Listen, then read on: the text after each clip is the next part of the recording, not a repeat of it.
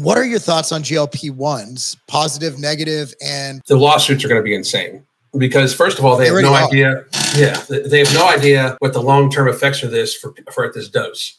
You're taking a medication based off of a venom from a lizard, giving it to people at a higher dose than when it already had a black box warning on it. And it already had a black box warning for possible thyroid tumors and those sorts of things. It's just not that effective. If you look at the actual study for semaglutide, like the FDA study that got them to be able to, put it out there, the FDA study listed 14% weight loss after 68 weeks. That's not good. That's poor. If you put a 300-pound person on that, at best, that's 45 pounds of weight loss. That's like $600 per pound they're paying, first of all. That still leaves them morbidly obese.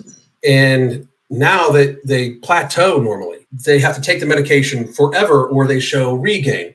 Not to mention all this very serious side effects that somehow or another they're able to prescribe other drugs for. Like, my worry is that people are depending on this way too much, not changing their lifestyle, and it's doing more harm than good. There's lots of data that shows that it's going to be, it's not great for the heart. There's new data showing that they might lose heart muscle out of it. There's a lot of data showing that they lose more lean mass on this drug than if they would lose the same amount of weight not on the drug. The argument is if they were to increase their protein and add resistance training, that would mitigate that. Do you think there's something inherent in that drug that is causing muscle loss, or do you think it's the actual lack of resistance training and the lack of protein consumption? Like, I've never seen anybody on it for a long period of time that looks like they're like, even if they work out, that looks like they're in like great shape. But I could be wrong.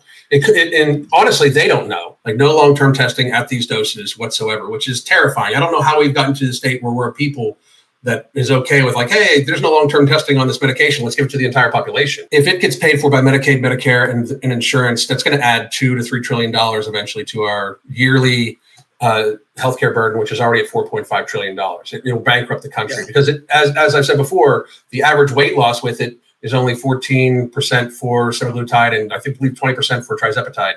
So it's not like it's going to remove all like the vast burden of chronic illness. We're going to have still pretty much the same burden, and we're going to have to pay for the medication. There is an actual warning on Wegovy, which is semaglutide. It's just the patented form. It's the patented form that they were able to get it named for weight loss. But there is a warning on it that it's contraindicated for people that have depression, anxiety, and suicidal ideation. Find me a 300-pound person that's willing to inject themselves weekly with a Gila monster venom medication that doesn't have some sort of depression. Like, it's depressing to be fat. You look in the mirror, and I mean,